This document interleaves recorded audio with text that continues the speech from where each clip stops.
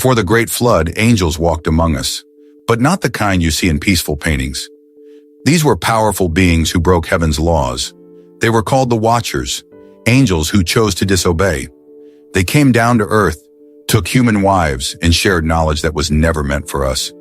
Their rebellion changed the course of history, and their names still echo in ancient writings. Seiyaza, Azazel, Beelzebub. Today we're diving into one of the Bible's most mysterious stories. Who were these fallen angels? What did they teach humanity, and where are they now? Stay with me, because this story is deeper than most people realize. The Bible gives us just small pieces of the puzzle. In Genesis chapter 6, it says the sons of God took human women and had children with them, giants known as the Nephilim. The New Testament in Jude and 2 Peter mentions angels who sinned and are now held in chains, waiting for judgment. But who were they really? What secrets did they pass on? To find out, we turn to ancient texts like the Book of Enoch, a Jewish writing that expands on Genesis with shocking details. According to Enoch, around 200 angels made a pact on Mount Hermon. They chose to leave heaven and live among humans. Their leader was an angel named Seiyaza. He feared being blamed alone if things went wrong, so he convinced the others to take an oath to follow him no matter what. Seiyaza. His name means he who sees the name. He wasn't just a part of the rebellion. He led it. Under him, forbidden knowledge flooded the earth. Humans learned about magic, spells, and the secrets of the stars. But Seiyaza is not Lucifer. He didn't lead the same rebellion tied to pride in the throne of God. In Genesis and the Book of Enoch, Seiyaza led the Watchers to take human wives. Lucifer, by contrast, is linked to a separate fall, one centered on pride and being cast out of heaven. Sometimes traditions confuse the two, but the original texts treat them as separate stories. Azazel is known for teaching humans how to make weapons, swords, shields, armor, and how to use makeup and jewelry to tempt and corrupt. His name appears in Leviticus 16 during the Day of Atonement, when a scapegoat was sent into the wilderness for Azazel, symbolically carrying away the people's sins. Enoch says Azazel is now buried under desert rocks in a place called Jude, waiting for final judgment. Beelzebub. Once worshipped by the Philistines as Beelzebub, meaning Lord of the Flies, he later became known as the Prince of Demons. During Jesus' time, critics accused him of casting out demons using Beelzebub's power. But Jesus answered, "If Satan casts out Satan, his kingdom cannot stand." Over time, Beelzebub became known as second in command to Lucifer, ruling the armies of hell in many traditions. Ariel. His name likely connects to earth and of God.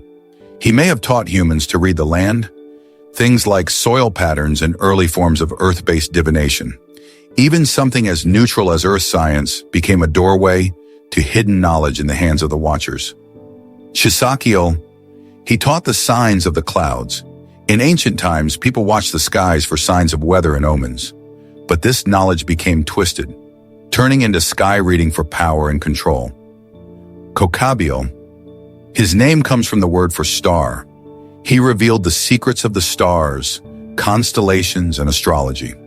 He taught humans how to read the night sky and led groups of spirits connected to the heavens. He was a main source of cosmic knowledge during the rebellion. Barakiel's name echoes the word lightning. He is linked to astrology and sudden insight. Some say his name reflects flashes of divine or forbidden revelation. Shamsiel. His name is rooted in the word sun.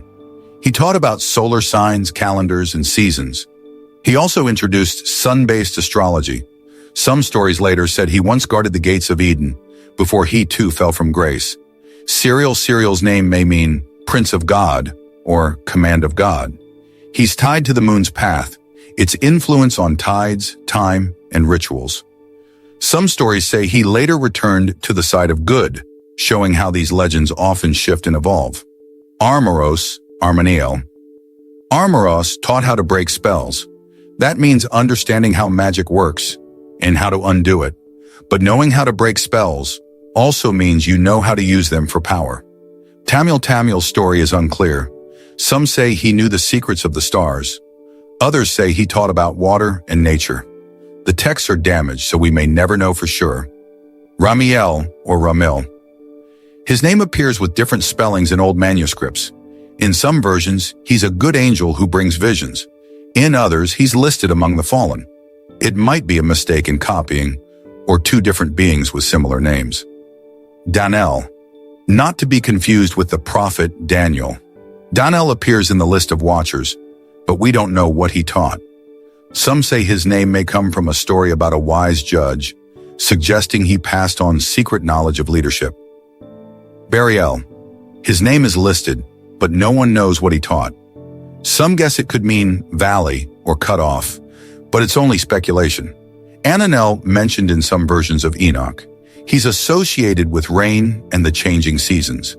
His name comes from a word meaning cloud, but in many manuscripts, his role is unclear or missing. Zachiel. Zachiel is nearly a mystery. His name shows up near other angels tied to nature and signs. Some think he may have taught about reading the land or sky, but there's no firm answer. Satariel Sadel, known in later mystical writings as the one who hides God. But in the original list of watchers, he's just a name without a story. Turel, Teal. We don't know what he did. Some guess his name links to wind or mountains, but that's just a theory. Jumiel. His name comes from Yom, which means day. Some believe he was linked to calendars or the passage of time. But what we do know is that he was one of the 20 chief leaders of the rebellion. When the watchers fell, God sent 4 mighty angels, Michael, Gabriel, Raphael, and Uriel, to capture them. Seiyaza and Azazel were bound in deep darkness, awaiting the final judgment. The children of the watchers and human women, the Nephilim, were giants, and they were all destroyed in the flood. The New Testament echoes this story, saying that the angels who left their rightful place are now in chains, waiting for judgment. Were the watchers real? Do they still influence the world in hidden ways today? That's something you'll have to decide for yourself. But their story reminds us just how far a rebellion can reach, from heaven to earth. If this journey into the world of fallen angels fascinated you, don't forget to like, comment, and subscribe for more biblical mysteries.